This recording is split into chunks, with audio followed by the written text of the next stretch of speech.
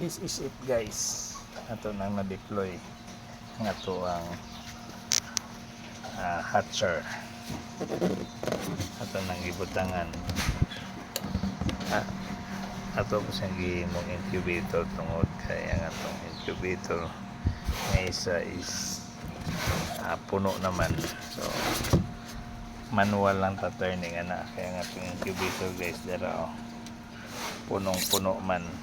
So para daghan nang masabay ato na lang pong gibutang diri ang uban.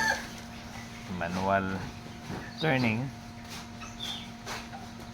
Please tomorrow or pizza size mag-isa naman ang dated 17.